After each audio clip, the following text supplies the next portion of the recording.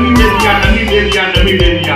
ये डमी जब भाजपा के कार्यकर्ताओं के मन में आया, डमी दे दिया। बच्चे अभी मैं बताता हूँ, हर कार्यकर्ता जहाँ सर पे बांधा पगड़ी, हाथ में कमल का झंडा और जहाँ जय श्री राम का नारा लगाया, उस घोष के साथ लहराता हुआ आगे पहुंच गया और पूरे के पूरा दिखा। अब भारतीय जनता पार्टी ने एक जो फुटपाथ के ऊपर, जैसे आपके रामपुर मथुरा में भी कुछ लोग मोटरसाइकिल बाइकिल बनाते होंगे, उनको मंत्री के रूप में भी सुशोभित करने का काम। क्या भाजपा के अलावा कहीं संभव था ये बात? सोचिए, जिन लोगों ने हमें गुलाम बनाया, उस गुलामी को मिटाने का, जो हमारी भारतीय संस्कृति को जिन्होंने मिटाने का काम किया था, हम लगभग 900 वर्ष मुगलों के गुलाम रहे, लगभग 200 वर्ष अंग्रेजों के गुलाम रहे।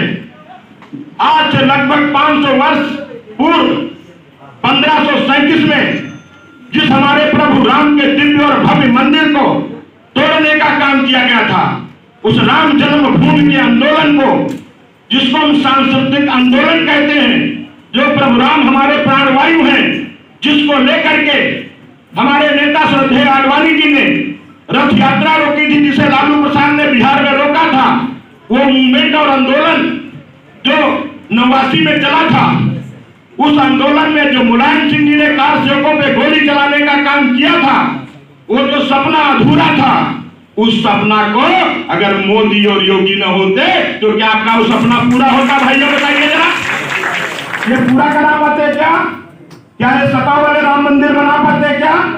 ये बसपा वाले बना पाते क्या? ये कांग्रेस वाले कर पाते क्या? नहीं कर सकते थे। ये लोग जो गोली चलाने वाले लोग आज वोट के लालच में जनेऊ भी पहन लेते हैं, दर्शन करने भी जाते हैं, कहीं परशुराम जी भेदभाव कर रहा है तो यहाँ जमीन पे कर रहा है। मोदी के, योगी के, तो हर जगह काम किस तरीके से काम किया जा रहा है, कहीं बगैर भेदभाव के। अगर आपके रामपुर मथुरा में कीचड़ दूर हो रहा है तो बनने का तरीका है। भारतीय जनता पार्टी समस्या से संघर्ष तक और संघर्ष से समाधान तक ये काम करने का तरीका है। समस्या क्या है?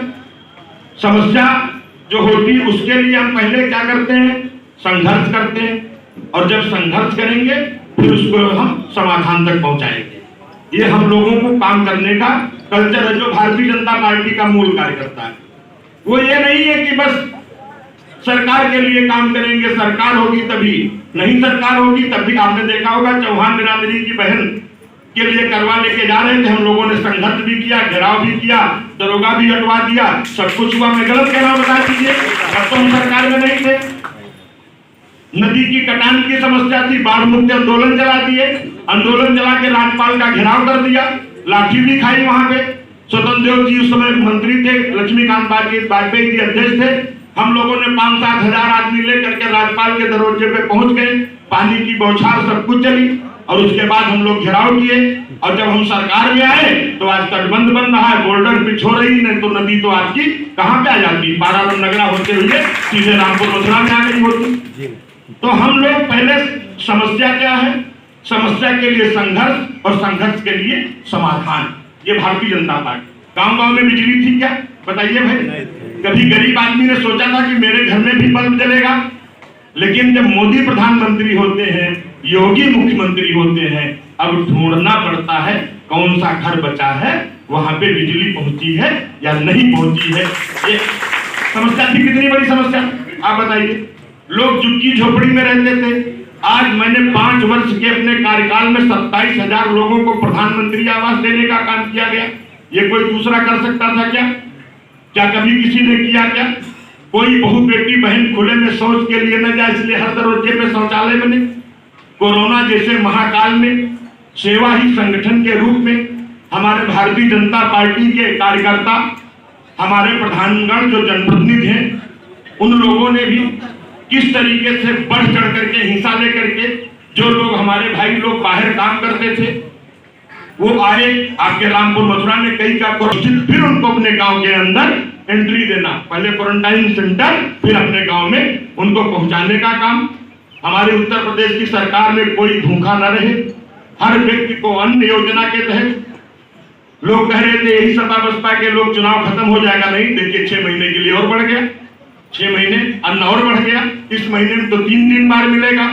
अब आप गौर करिए, सोचिए, क्या कभी सरकार, किसी सरकार ने गरीब के बारे में सोचा है जितना भारतीय जनता पार्टी ने सोचा है?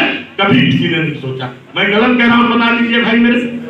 सबका साथ, सबका विकास, सबके विश्वास के साथ का आज हम बधाई देंगे योगी आदित्यनाथ जी को, जिन्होंने पंचायती राज एक्ट को हम जनप्रतिनिधियों के लिए जीने से लेकर के मरने तक की गारंटी अगर किसी दिया है तो योगी आदित्यनाथ जी ने दिया है, आज तक किसी ने नहीं दिया। 5 लाख तक की पावर अब प्रधान जी स्वतः पास कर सकते हैं, नहीं जिला मुख्यालय भेजना पड़ता। मैं गलत कह रहा हूं बताइए भाई, मैं गलत तो नहीं कह रहा, प्रधानगण बताइए। आज अगर पंच की मृत्यु होती है कितना मिलेगा? 2 लाख रुपया। देखिए पीछे से आवाज आई। अगर बीडीसी की किसी कारणवश मृत्यु होती है कितना मिलेगा? 3 लाख रुपया।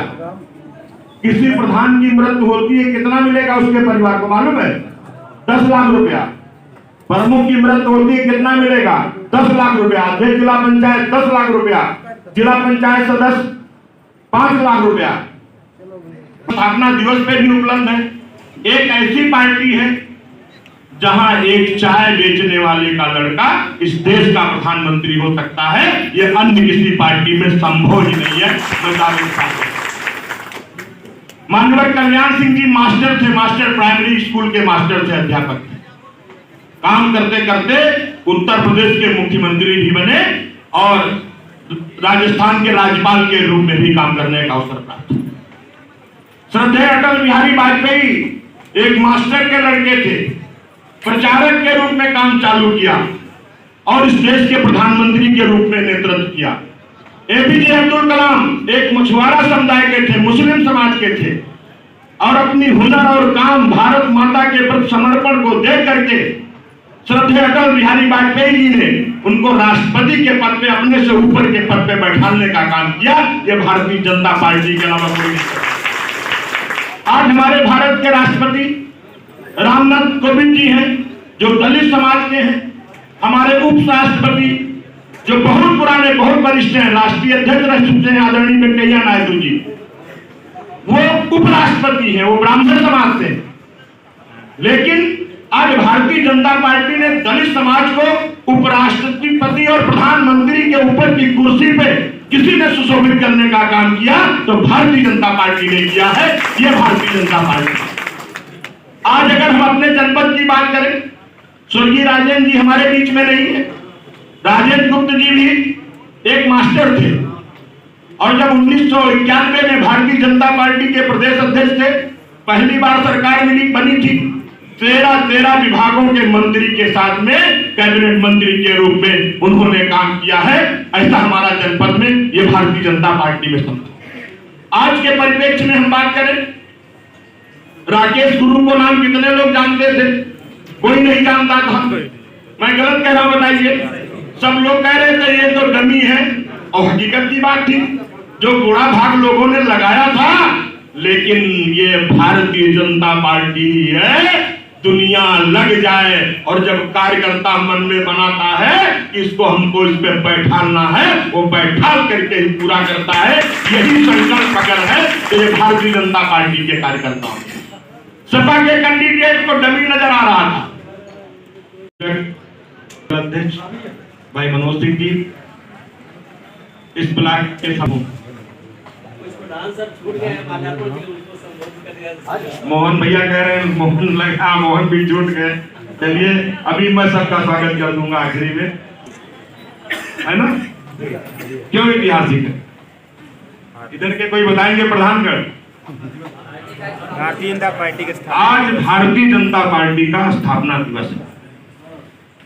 6 अप्रैल सन 1980 को अधिवेशन बुला करके भारतीय जनता पार्टी की नींव रखी। वो भारतीय जनता पार्टी जो गांव गरीब किसान के लिए, झुग्गी झोपड़ी में रहने वाले इंसान के लिए, महिलाओं की सुरक्षा और सम्मान के लिए, दलितों के उत्थान के लिए दृढ़ संकल्पित होकर के काम करते। ये वो भारतीय जनता पार्टी है जो पहले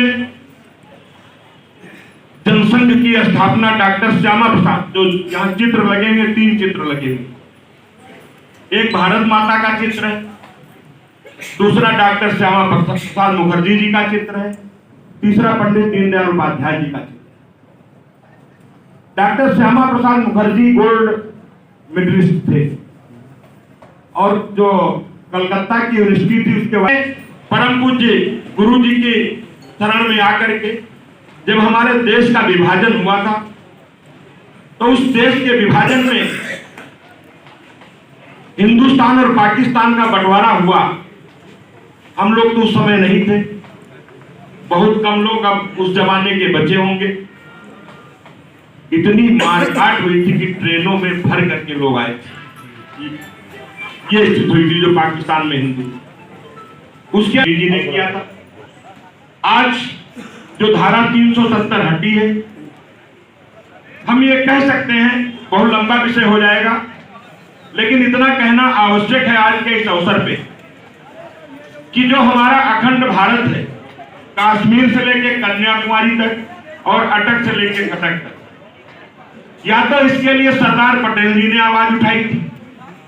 जब सरदार पटेल जी ने जब बंटवारा हुआ था, लगभग 465 रियासतें ऐसी थी जो स्वतंत्र थी, चाहे वो भारत के साथ जा सकती थी, चाहे वो पाकिस्तान के साथ जा सकती थी, लेकिन सरदार पटेल जी ने सबको जोड़ करके, इसीलिए ये बंटवारे में भारत आपका विशाल दिखता है, बड़ा दिखता है, पाकिस्तान छोटा टुकड़ा दिखता है।